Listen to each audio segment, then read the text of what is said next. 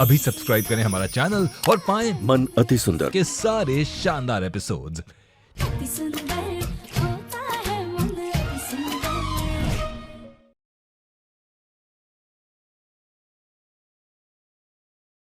गले में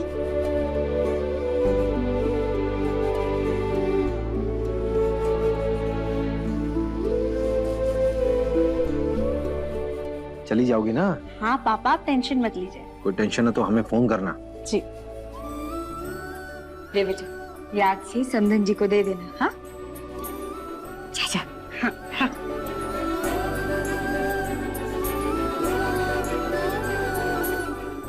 अनु, वो सामान जो बच गया है ना खाने का, हमें दे दे, गैया को खिला के आते। हाँ हाँ ठीक है।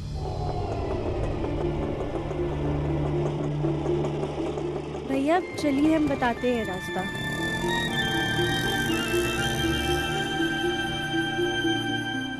तो राधिका ने हमसे झूठ बोला, कोई ड्राइवर नहीं आने वाला था। चलो, ये भी कोई बड़ी बात नहीं है, ससुराल में ऐसे होता रहता है, हमारे साथ तो कई बार हुआ है। लेकिन हमारी राधिका की शादी इतने बड़े खानदान में हुई, ये क्या छोटी बात है। मुन्ना गया राधिका को लेने? माँ वो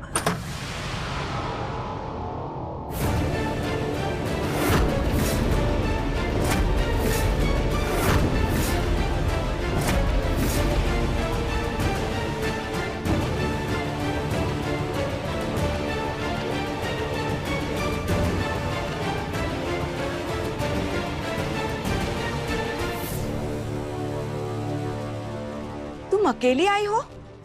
जी दादी, वो रात हो गई थी ना, तो हम ऑटो पकड़ कर आ गए। क्या इतनी रात को अकेले ऑटो में? लेकिन तुम ऑटो से क्यों आई? बंसल खानदान की बहू ऐसे अकेली आधी रात को ऑटो में?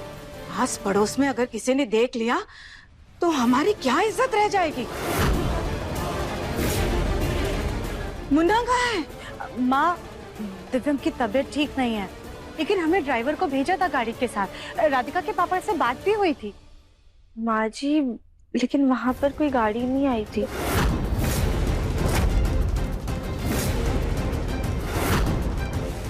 तुम कहना क्या चाहती हो? हम झूठ बोल रहे हैं? नहीं नहीं, वो हम नहीं वो हाँ क्या? हाँ, ड्राइवर का फोन आया था।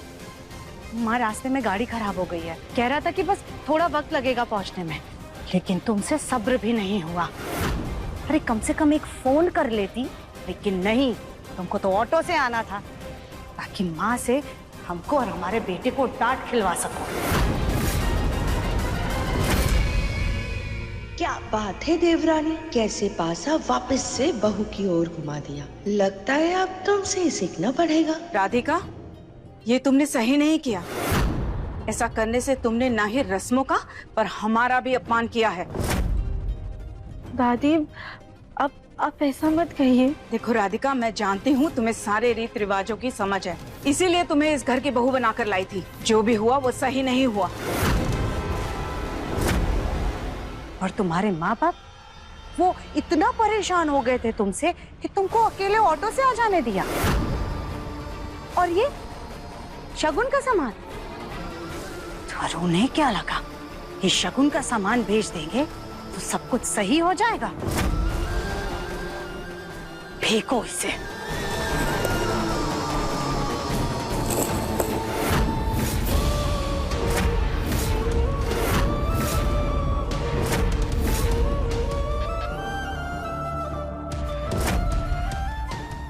अब जो हुआ सो हुआ। अब जाओ अपने कमरे में, और याद रहे ये गलती दोबारा नहीं होनी चाहिए।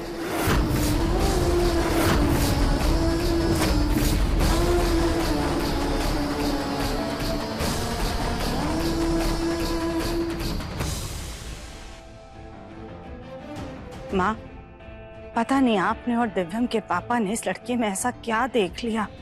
ना शक्ल, ना संस्कार, और बुद्धि भी मोटी है इसकी। लेकिन उसका मन अति सुंदर है और साफ है। उसे थोड़ा समय दो, सब ठीक हो जाएगा, वो सब सीख जाएगी। और सुनो सुजाता, जी माँ। मैंने मन्नत मानी थी, खानदान की नई बहू आएगी तो मैं कुल देवी के मंदिर जाऊंगी माथा टेकने और नए जोड़े के लिए आशीर्वाद मांगूंगी, इसलिए मुझे आज ही जाना होगा। पर माँ आप अकेले जाएंगी? नहीं नहीं, मैं अपनी बहन के साथ जा रही हूँ। और सुनो, मेरे पीछे से सभी रीत रिवाज रस्में अच्छे से करना और राधिका को भी सिखा देना। कल मुंह दिखाए की रस्म है, सब कुछ अच्छे से होना चाहिए। पर माँ इस मुंह दिखाई की रस्म की क्या जरूरत है? उसका तो मुंह भी गोल मटोल है ना। नहीं, मेरा मतलब क्यूट है। मम्मी जी, आप बिल्कुल परेशान मत होइए, आप अच्छे से तीर्थ यात्रा पर जाइए। हम सब संभाल लेंगे और सब कुछ परफेक्ट होगा। क्यों सुजाता, सही कहा ना मैंने? सिवाय दुल्हन के।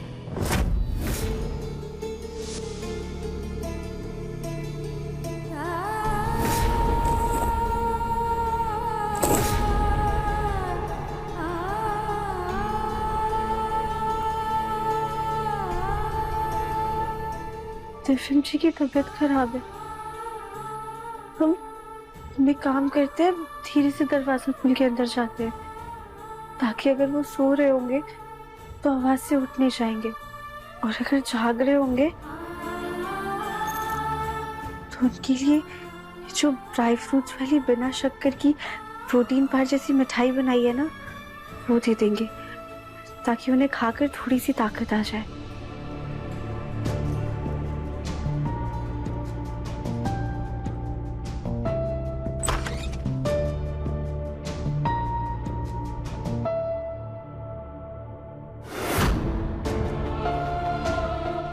दिव्यम जी तो यहाँ पर नहीं है, शायद वॉशरूम में होंगे।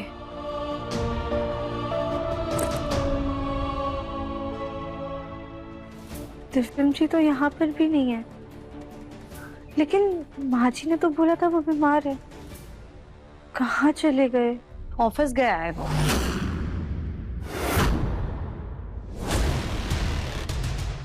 ऑफिस?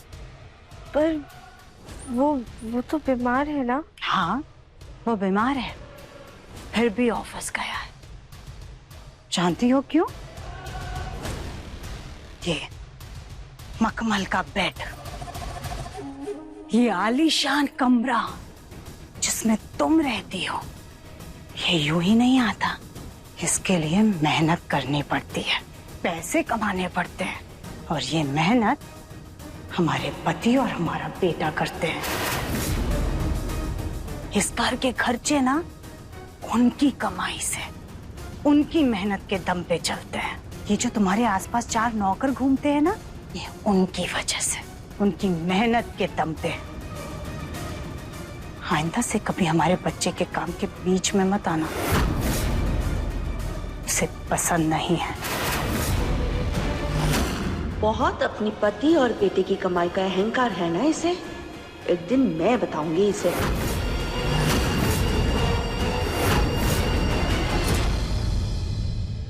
अब जाओ, तुम आराम फरमाओ। हाँ, हमारा बच्चा आ जाएगा काम खत्म करके।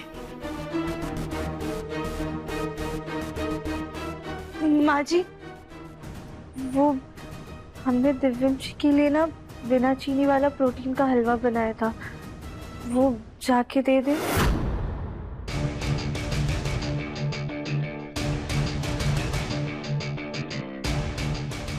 हमने दिव्यम के लिए ऑफिस में खाना भेज दिया है, और तुम जानती क्या हो हमारे बच्चे की पसंद नापसंद के बारे में। इसलिए अपने काम से काम रखो। कल मुंह दिखाई की रस्म है, उसके लिए सुबह जल्दी समय से तैयार हो जाना।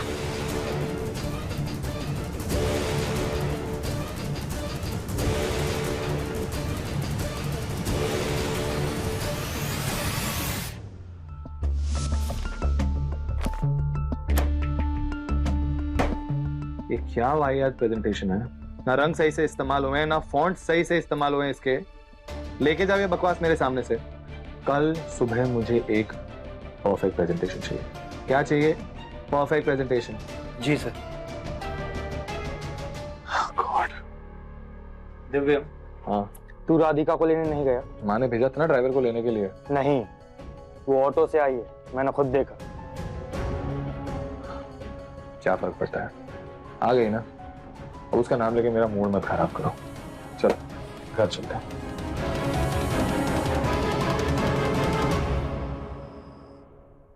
राधिका बेटा, तू समय से पहुंच गई थी ना? कोई दिक्कत तो नहीं हुई तुम्हें पहुंचने में? नहीं नहीं मम्मी, कोई दिक्कत नहीं हुई थी, एकदम आराम से आ गए थे। और दामाद जी, उनकी तबीयत तो ठीक है ना? आराम कर रहे हैं ना बेटा? हाँ, वो सो रहे थे। अच्छा मम्मी, हम ना आपको बाद में फोन करते हैं। कल सुबह मुंह दिखाई है ना, तो बहुत सारे काम है, हमें जल्दी उठना है। ठीक है बेटा, ठीक है, तू सो जा, हाँ आराम कर। और सुन, सब सही से करना, हाँ? हम रखते हैं।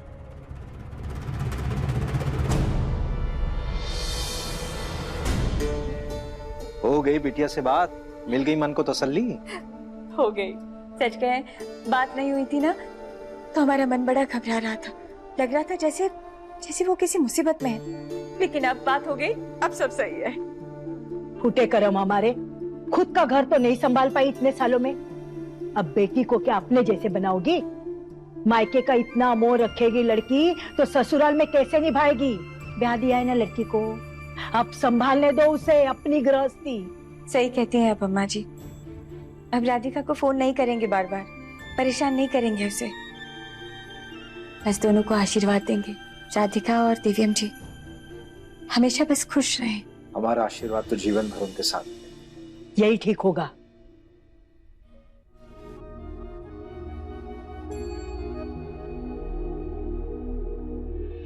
हमारे बच्चे को बेड पर फैल के सोने की आदत है, लेकिन आधे से ज्यादा जगह तो तुमने ले रखी होगी।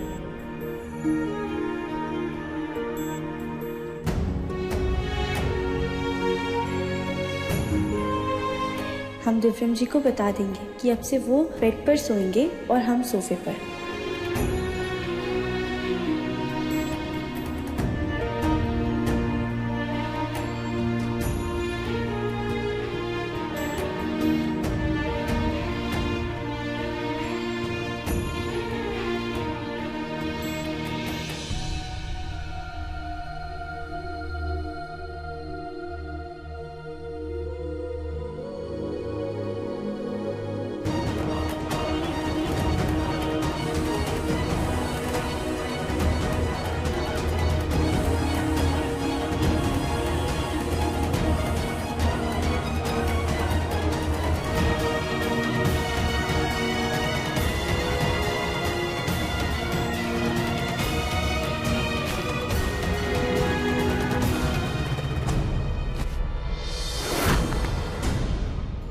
उठो। सॉरी, वो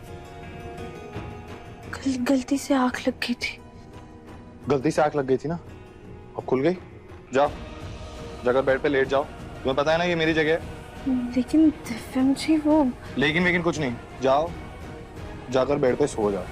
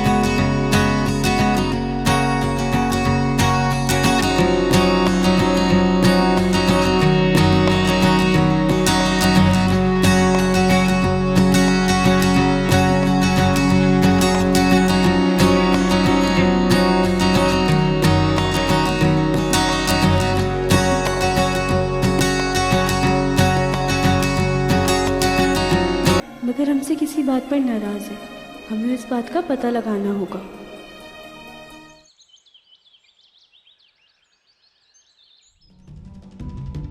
क्या साड़ी पहने, कुछ समझ में ही नहीं आ रहा है।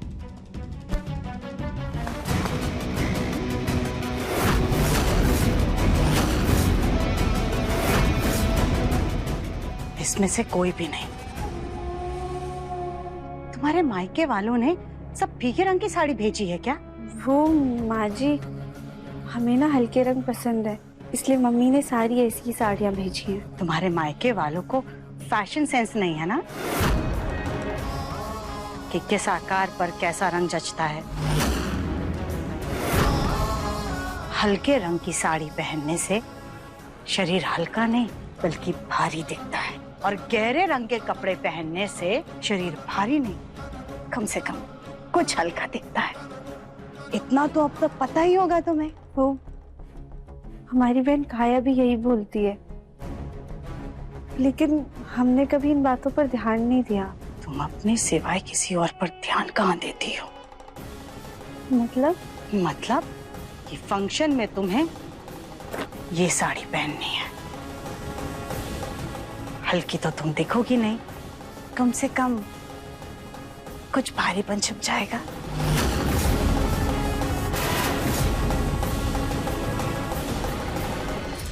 माँ जी, अब क्या? देखिए,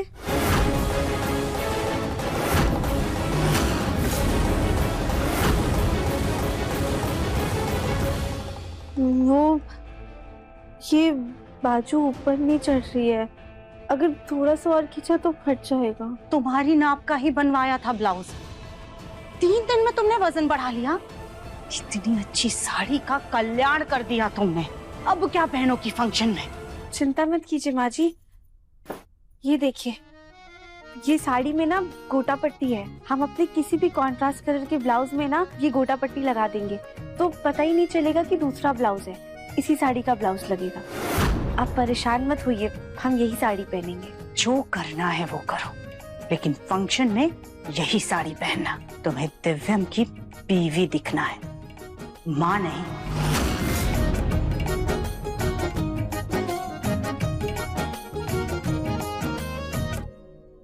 आप कुछ ले क्यों नहीं रही है? ये ट्राई कीजिए ना प्लीज।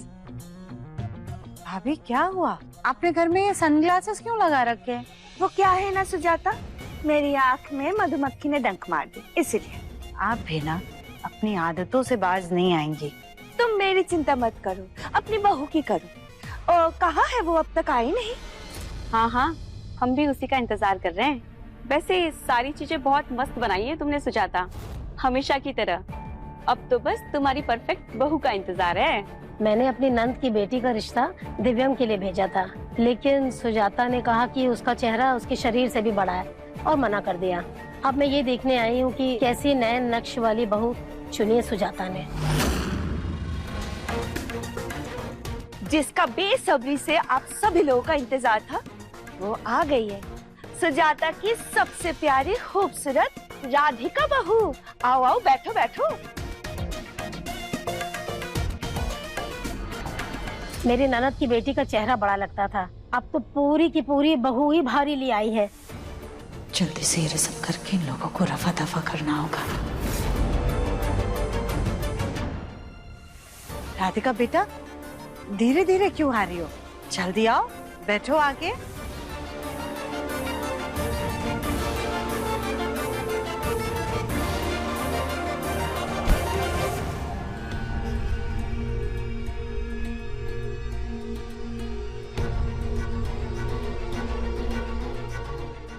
क्या हुआ राधिका?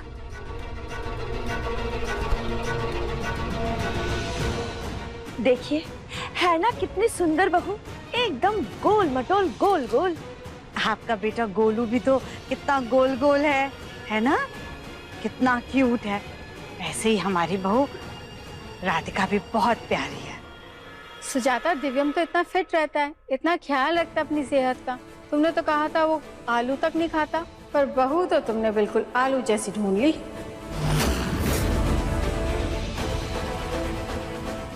अरे बेटा, बुरा मत मानना, हम तो बस मजाक कर रहे हैं। अगर आप सबका हंसी मजाक हो गया हो तो रस्म शुरू करें? हाँ हाँ, क्यों नहीं।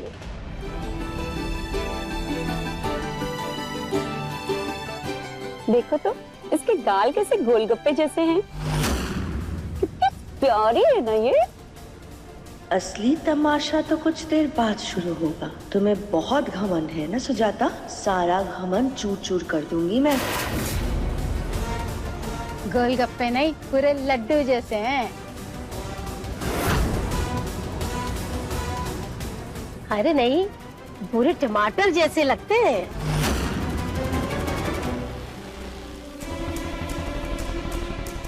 दुलारी, राधिका बेटा, अब उठ जाओ और सबका आशीर्वाद ले लो।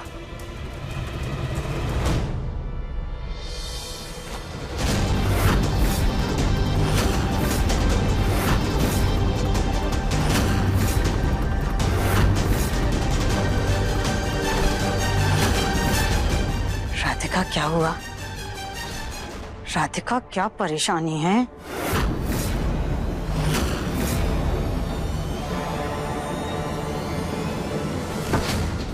लगता है चेयर छोटी पड़ गई नई बहू को।